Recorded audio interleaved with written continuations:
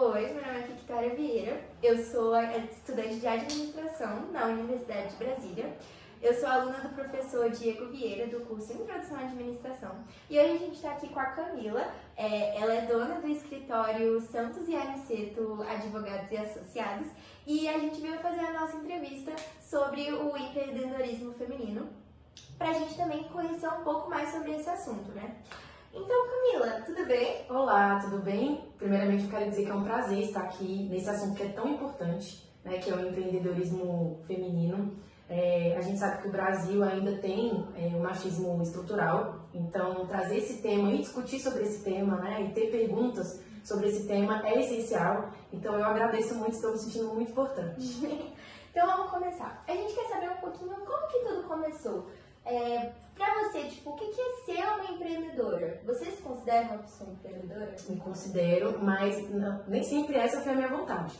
Na verdade, quando eu era pequena, eu queria ser professora por conta do meu pai. O meu pai deu aula de matemática há muitos anos, e aí eu vi os alunos, assim, sempre o admirando, falando, é o mestre, e fazendo... quando tinha a colação de grau, né, as pessoas chamavam ele para prestar aquelas, né, homenagens e tudo mais. Eu falei, olha, acho legal. Mas aí quando eu cresci, eu fui vendo que a pedagogia, financeiramente falando, não era, inclusive, eu acho que o professor deveria ser muito mais valorizado, né? Muito mais, porque é uma das profissões mais importantes, se não a mais importante, porque os professores formam, né, todas as demais profissões. E aí, na feira de profissões do meu colégio, que eu acho que isso é muito importante, porque a gente, quando sai do ensino médio, que a gente tem entre 16 e 18 anos, né, a gente é muito novo ainda para saber o que a gente quer e a gente não sabe quais as profissões que existem, né, todas as áreas assim que são possíveis. E nessa feira de profissões eu estava no primeiro ano do ensino médio e foi muito legal porque eu vi jornalismo que me interessava, nutrição, psicologia, até que um advogado fez a palestra e falou que além de todo o leque que o direito pode ofertar nas áreas jurídicas, seja na área privada, seja em concursos públicos, ele ainda falou dessa possibilidade de dar aula no magistério, né, do ensino superior. E aí os meus olhos brilharam. E ele falava como que era advocacia e tudo mais, porque era da área privada, né, privada. Ele tinha um escritório de advocacia e era professor. E a partir desse momento eu senti uma coisinha, chamada. Eu falei, é isso que eu quero. Foi nesse momento que eu descobri que eu queria ser advogada. E como tudo que a gente pensa na nossa vida, a gente tem que ter aquelas metas de curto, médio e longo prazo. Então, como eu sabia que provavelmente eu queria ser advogada, eu falei, não, concurso público não, deixa eu ter essa experiência na área privada. Então, durante o meu curso, eu foquei nisso. Mas eu também, para ter certeza do que eu queria, eu também estagiei em órgãos públicos. Sim. E aí confirmou mais ainda essa minha vontade de advogar. E como é que você colocou essa ideia em prática, de você pegar e falar assim, não, eu quero abrir um escritório? Sim, primeiramente foi o sentimento de não estar me sentindo valorizada trabalhando para outras pessoas, né? Então a gente tinha uma remuneração X e a gente trabalhava muito e às vezes você faz teses tão importantes assim que você vê que o dono do escritório está ganhando tantos clientes com a tese que você faz, né? Com o seu trabalho intelectual e eu não via nada de retorno para mim. E aí nesse escritório, assim que eu passei na OAB, que eu entrei nesse escritório de advocacia, eu conheci o meu marido, meu atual marido, e falei atual, né, gente? Não é porque eu vou terminar, não. Só que na época, né, enfim, eu conheci, ele já advogava há uns 4 anos e a gente se aproximou, começou a rolar aquela paixão, né? Ele me ajudava muito nas audiências, na captação de clientes, enfim. E aí a gente se olhou e falou, por que a gente não monta o nosso próprio escritório? Sim. Por quê? Porque a gente vai estar valorizando o nosso trabalho, trabalhando pra gente. Tem coisa melhor do que não ter chefe, né? Brincadeira, né, gente? Pra quem tem chefe, prefere, ótimo, né? Mas eu digo assim, toda uma liberdade que você tem, né? De ter uma coisa que é sua e tudo mais. E eu sentia no meu marido, que é meu sócio do escritório, né? Só fazendo uma notinha de rodapé, a gente tem esse escritório desde 2015. Então, nós fizemos 10 anos agora de escritório. Eu brinco que a gente casou primeiro no direito, para depois casar mesmo, né? Que foi em 2017. E só para abrir um outro parênteses aqui, temos 2 filhos lindos. O Bento, que nasceu em 2019, e a Betina, que nasceu em 2022. Enfim, os nossos filhos vieram nesse panorama, assim, de empreendedorismo. Então, a gente não para. A área privada é assim, você quase não tem férias. Tudo bem que o tribunal, ele, de 20 de dezembro a 20 de janeiro, férias do advogado. Mas na parte penal já não é assim. Os clientes também procuram a gente. Então, a gente fica nessa loucura gostosa, sabe? Então, é isso. Então, deixa eu te perguntar. Você é advogada, dando seu próprio negócio, mãe, professora. Pra você, quais são as principais, assim, dificuldades pra você conseguir fazer que o negócio dê certo, que ele vá pra frente? O que é mais difícil pra você? Disciplina.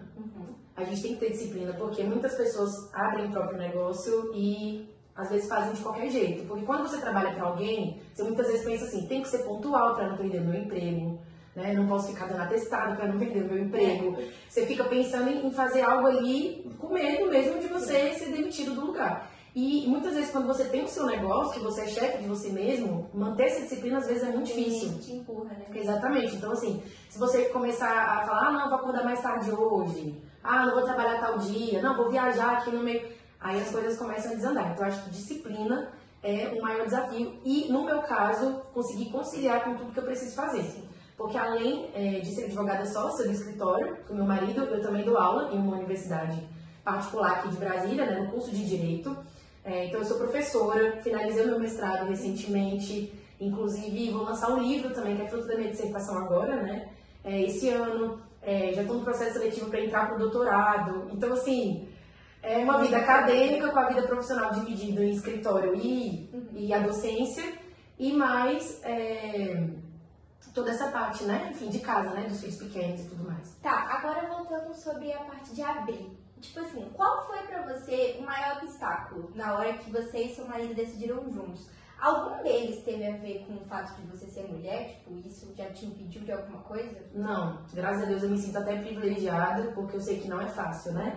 Mas eu fico feliz porque a gente observa que as mulheres estão ocupando cargos cada vez maiores em todos os lugares, Seja na área privada, seja, né, na área pública, né, concurso público, né, os órgãos públicos. Inclusive nos tribunais a gente vê cada vez mais as mulheres como advogadas, magistradas, promotoras. Na universidade onde eu trabalho, a coordenação de direito é de uma mulher, professoras também, né, muitas professoras mulheres. Então, isso é algo que deixa a gente muito feliz e no meu caso nunca foi motivo assim para fechar portas, né? Mesmo sendo mulher, eu sempre consegui, sempre fui atrás do que eu quis, sempre mostrei ali minha competência e comecei a ganhar a confiabilidade das pessoas e aí o caminho foi certo. Mas fora essa questão de ser mulher, que você perguntou que no meu caso não foi um obstáculo, falta de informação de como gerir uma empresa é um obstáculo. Né? Eu vejo para muitas pessoas, a gente não sabe como abrir uma empresa, como fazer, como que a gente vai investir. E a gente, inclusive, fez cursos na ABDF, na época, sobre isso. Como abrir um escritório, que vale a pena investir ou não. Então, isso ajudou muita gente, a questão dos impostos. Porque aí, quando você abre o CNPJ, você já tem que pensar na empresa de contadoria. Então, quando a gente se informou de tudo, ficou melhor. Sim. Então, você gosta muito do que você faz, né? É o que você planeja pra fazer daqui 5 anos? Ou você tem alguma ideia assim pro futuro, que você quer mudar?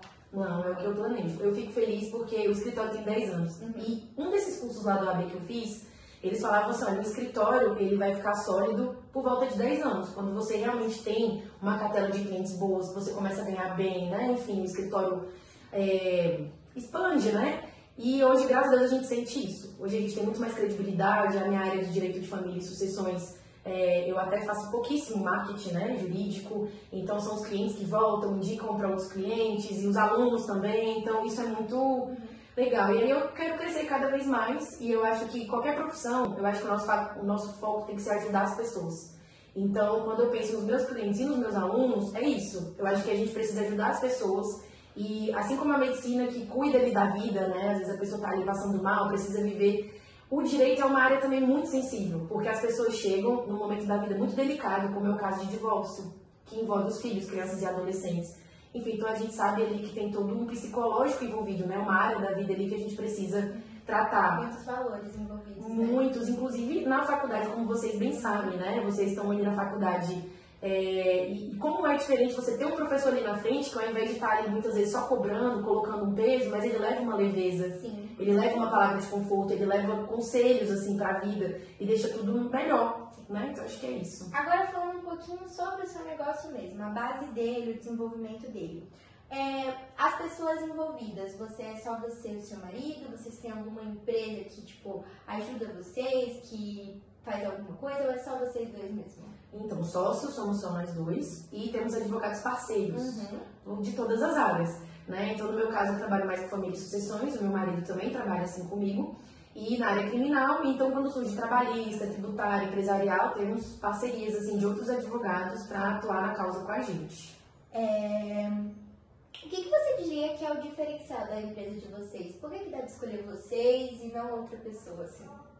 Olha, eu acho que é a sensibilidade que a gente tem para cada caso concreto, né? Porque não é só um caso que está chegando aqui pra gente, é uma pessoa, é uma vida que está chegando ali, que tem uma história e que precisa de uma solução, a melhor solução, né, para a vida dela naquele momento. E como eu falei, principalmente quando envolve crianças e adolescentes. Então, às vezes, a pessoa, ela chega tão ferida, eu digo assim, né, sentimentalmente, às vezes está passando por um divórcio, ela passou por tanta coisa e ela não consegue enxergar o que é melhor ali, se fazer na justiça, né, no judiciário.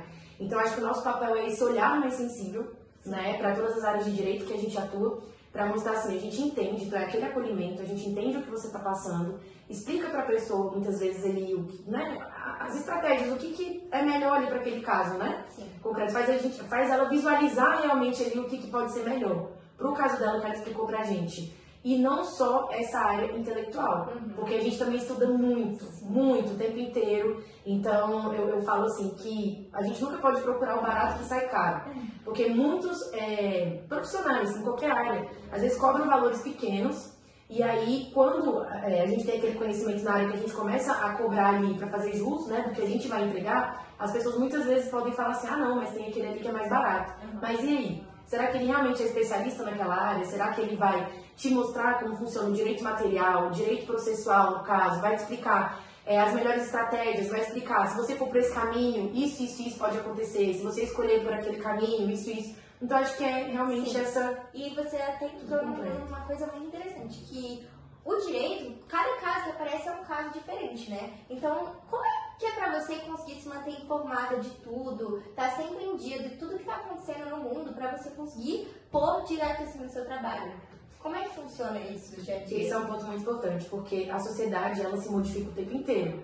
E nem sempre a legislação acompanha essas mudanças, né? Eu acho que por isso que o judiciário ele tem um papel tão importante, né? Não só nessa questão de advogado e juiz ali, né? A gente entra com a petição do cliente, o juiz vai julgar, mas essa questão de fazer o direito, a gente brinca de dizer o direito, é quando vem a jurisprudência, por exemplo, o Supremo Tribunal Federal para as matérias constitucionais, o Superior Tribunal de Justiça, né, para as legislações infraconstitucionais, e ele, para aquele caso concreto, ele vai dar uma solução. Então, eu acho que o nosso trabalho é sempre esse, não só conhecer a legislação, que muitas vezes está um pouco para trás, como a gente está falando, mas conhecer o que os tribunais têm entendido e lutar muitas vezes para mudar o entendimento desses tribunais. Então, no meu caso de direito de família hoje não é mais, aliás, há muito tempo isso, não é mais pai, mãe, filho. Temos diversos tipos de família hoje em dia, né? Então, é importante a gente conhecer essa realidade, lutar por esses direitos, não só conhecendo, né, repetindo, a legislação e o entendimento dos tribunais, e a doutrina também, que são os autores da área que vão escrevendo vários livros, né, que ajudam a gente a ter esse embasamento, mas lutar realmente para fazer a diferença nessa realidade. São muitas informações, muitas coisas que você tem que lidar com quando chega num caso, e você às vezes precisa compartilhar essas informações, né? Você faz isso muito com seu marido, né? Até porque vocês são da mesma área. Como que funciona esse compartilhamento de informações? Tipo, me ajuda nisso, me desbloqueia essa ideia. Como que funciona isso? Então, lembra que no início, quando você perguntou de onde surgiu essa questão de empreender? Então, não foi lá no iniciozinho, foi justamente quando eu o conheci. Eu vi que ele tinha todo um jeito de captação de cliente, de empreender, então isso foi me moldando também, foi me... Sabe, assim, eu falei, que legal isso, e eu aprendi muito com ele. E uma outra coisa também que me chamou muita atenção, assim, até para eu me apaixonar mesmo, é ter alguém da sua área que você consegue compartilhar os conhecimentos e aquela pessoa vai te ajudando também a pensar melhor e achar uma solução melhor, né? E a gente é muito assim um com o outro, a gente se ajuda. O que, por exemplo, um não tá vendo, o outro já consegue enxergar, então a gente vai se ajudando para a gente dar uma solução para aqueles casos concretos da melhor maneira possível. Então a gente discute muito e eu não levo os casos do escritório para fora porque tem o sigilo, né, de cliente e advogado. E só em sala de aula que às vezes eu cito casos, mas obviamente sem citar o nome de ninguém, sem citar nada, só para ensinar mesmo mais didaticamente para os alunos, né, sobre aquela disciplina. Você disse que tem alguns advogados colaboradores com vocês de outras áreas. São amigos, pessoas que vocês fizeram entrevista? Como que você coleta esses novos advogados para a empresa? Colegas advogados que formaram com a gente na nossa época, ex-alunos. Então são os alunos que a gente vê que eram alunos muito bons, que a gente se identificou, que tinham uma escrita parecida com a nossa, uma visão muito parecida. Então, hoje em dia a gente faz esse tipo de parceria. E agora, para o futuro do seu negócio, você pensa em deixar as coisas do jeito que estão? Já tem alguma ideia ali surgindo do queria inovar nisso, queria entrar nessa área? Ou... Sim. Eu brinco que eu acho que todo ser humano tem algumas crises existenciais em algum momento da vida, né? Acontecem momentos de... Assim, você passa por alguma dificuldade e isso é do ser humano. Quem falar que não, né, que não tem nenhuma crise é mentira. Então, quando bate, às vezes, alguma crise, assim, que eu fico pensando, é isso mesmo? O que acontece? Apesar de eu amar, eu sou apaixonada pela advocacia, não penso em ir para concurso público, amo muito a docência e tudo mais. Mas o que eu penso muito é essa questão mais tecnológica, por exemplo, de redes sociais. Eu acho que a gente investe pouco. Então, o que eu estou querendo melhorar para o escritório é esse marketing jurídico mesmo do escritório. Fazer mais vídeos, postar mais conteúdos, até para a gente conseguir alcançar o maior número de pessoas. Então, eu acho que é isso. E em relação a aumentar as áreas, como a gente já tem essas parcerias, eu acho que já é uma coisa muito completa, sabe? Então, acho que nesse momento seria mais a questão do marketing jurídico mesmo. E agora a gente tem uma pergunta, uma mensagem que você gostaria de passar para futuras mulheres que decidem empreender. Uma dica, assim, algo do tipo, isso é bacana para vocês começarem a pensar. Sim. Olha, acho que o primeiro ponto é nunca desista, porque tem fases na nossa vida que realmente são difíceis. Né? Eu falo em qualquer área. Tem pessoas que perdem um ente querido, tem pessoas às vezes que tentam passar em concurso público tanto tempo e aquilo ali frustra e muitas vezes aquela pessoa não queria área privada e vai, enfim, né? Cada um tem uma história. Mas eu acho assim, quando você sentir no seu coração o que realmente você quer e o que te faz feliz, porque eu acho que é isso. A gente não tem que pensar só no financeiro, porque claro que dinheiro é importante, ele traz conforto e tudo, mas existem muitas pessoas aí... Nada vai pra frente, né? Exatamente. Então, assim, eu acho que tem que ter esse equilíbrio, né? De algo que você goste, com, obviamente, algo que te dê um retorno, porque queremos viver uma vida confortável. Sim. Mas nem só felicidade, nem só o dinheiro, mas achar realmente esse equilíbrio. O que me faz feliz, né? Porque, como eu falei, eu acho que a nossa maior profissão é ajudar as pessoas. E eu acredito que cada um tem um dom. E eu acho que com o tempo a gente vai descobrindo esse dom. Então, se você descobrir isso, se você descobrir o que você gosta, vai em frente, se esforça, porque eu acho que é isso. A gente precisa se esforçar dia após dia. Zona de conforto é sinônimo de a gente não alcançar os nossos sonhos, né? Então, zona de conforto não é uma zona legal. É uma zona cinzenta, né? A gente fala. Então, não fique na sua zona de conforto. Vai atrás dos seus sonhos. Estude, se dedique, se atualize, porque senão a gente fica para trás, isso é fato, né? Então a gente tem que ir se reciclando, tem que, como a gente estava falando, a sociedade vai se evoluindo, então a gente tem que evoluir junto, né? E é isso, e não desistir, porque não é fácil, às vezes bate dúvida, às vezes financeiramente tem um mês que é um pouquinho mais apertado, acontece alguma coisa, eu disse às vezes perder um ente querido, mas às vezes no meu caso que fui mãe, eu passei por 2 gestações, 2 anos assim, da minha vida que foi o famoso puerpério. Que nas mulheres também é muito mais complicado, né? Muito pega, e é muito hormônio, sabe? E aí você começa a pensar assim, a maternidade, e o trabalho, e agora? E a gente diga que nasce uma mãe, nasce uma culpa, no caso, né, das mulheres, mas o homem também passa por questões assim também, né? Mas é isso, eu acho que se dedique e nunca desista, porque dá tudo certo. Mas no meu caso, que eu sou cristã, eu também preciso falar isso.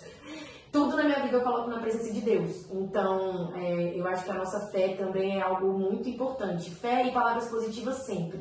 Então, eu acordo todos os dias entregando a minha vida para Deus e profetizando sempre que eu sou vitoriosa, que eu vou conseguir os meus sonhos, que eu sou capaz. Então, acho que é isso.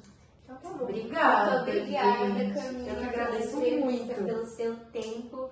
É isso, muito obrigada. Eu que agradeço, gente. Foi um prazer.